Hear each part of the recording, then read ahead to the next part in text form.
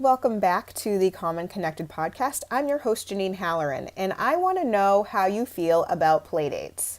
Some people are really anti playdate. Some people say, absolutely not, I don't want to have playdates. I think they're silly. I don't think it makes any sense. And other people are really on board and wanting to share the positives that they have experienced with playdates with their children. So for me, I'll just let there's pros and cons to everything. But truthfully, I really do love playdates. I love setting up playdates for my kids, and I love the interactions that happen on playdates and the actually social skills that can be learned when kids are on playdates. So I want to just take a few minutes and explain my thinking on playdates and why, and talk a little bit more about the pros of playdates.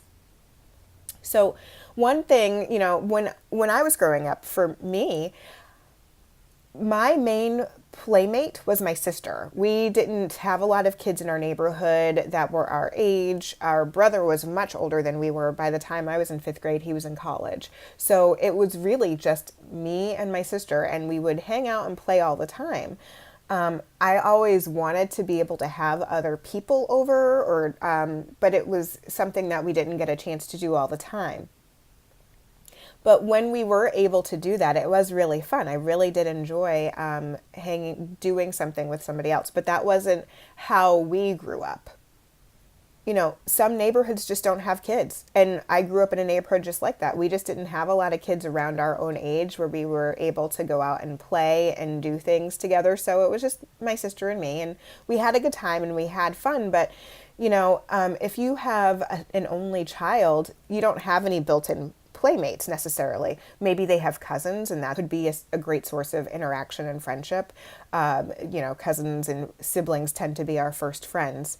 But if there isn't anybody in your area, but there's kids that you're getting along with at school, then it makes sense probably to set up a play date so that kids can get social time with kids around their own age, or a little bit older or a little bit younger.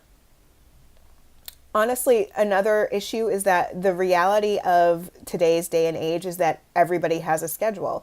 Even if you try really hard not to have a schedule. For instance, I try very hard with my own children to make sure that we don't have things scheduled a lot during the week. So, we only have a couple of activities that each of our kids do. However, those are on a particular day, and if somebody else has their own scheduled activities on a particular day, if they have doctor's appointments, if they have OT appointments, if they have speech appointments, if they have social group.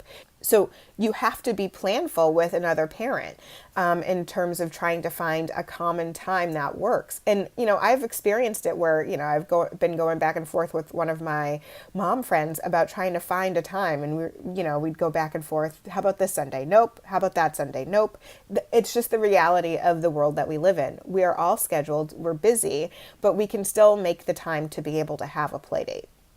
Playdates actually also offer an opportunity for kids to practice. For those kids who struggle socially, for those kids who the playground or recess is really overwhelming, having a small, structured, one-on-one play date is ideal. Then children can practice social skills like working together and cooperating and listening and taking turns. But it's not in a huge, unstructured way in that recess or playtime in school can be. It can be really overwhelming for kids. So this is a great opportunity for them to practice those nitty-gritty social skills that they need in a way that doesn't feel overwhelming and is still fun. So this gives kids an opportunity to practice social skills. It's the perfect teachable moment. Now, this does not mean that every play date goes perfectly, but there are some things that you can do to structure it so that it makes it a little bit more likely that it's going to be a successful scenario. Sometimes people feel like there's the forced nature of a play date, and I don't see it that way. Just because it's structured or just because it's scheduled doesn't mean it lacks imagination. Just because you've scheduled the time for kids to come over, and just because you maybe set out a couple of games that they might like, or set out some art materials, doesn't mean that it doesn't have that there's not going to be imagination used. You don't have to set out an exemplar, Q-tip painting and have kids do it exactly like you, or exactly like the perfect Q-tip painting that you just found on Pinterest.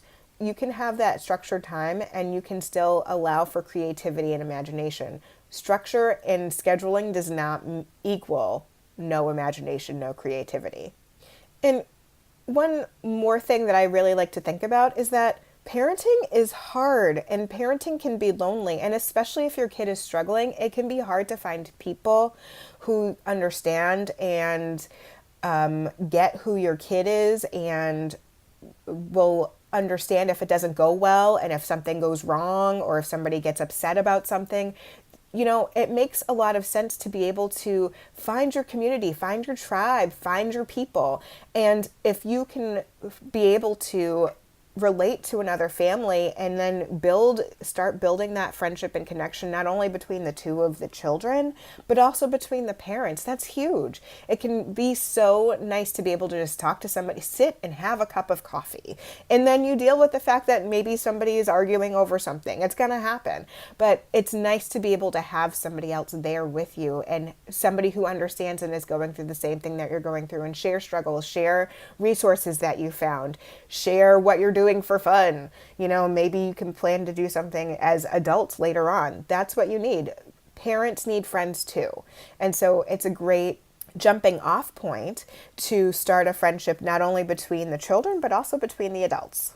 So these are just my thoughts on Playdates. So I'd love to hear yours. Do you like Playdates? Do you hate Playdates? What are your thoughts? Please feel free to email me, calm@janinehalloran.com, and share with me all about what your thoughts are on Playdates. I'd love to hear.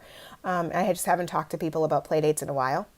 If you like this podcast, please subscribe and then you'll get notified every time a new podcast comes out.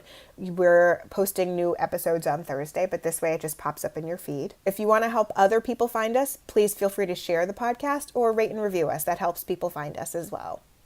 To learn more about play and how it connects to social skills, visit encourageplay.com.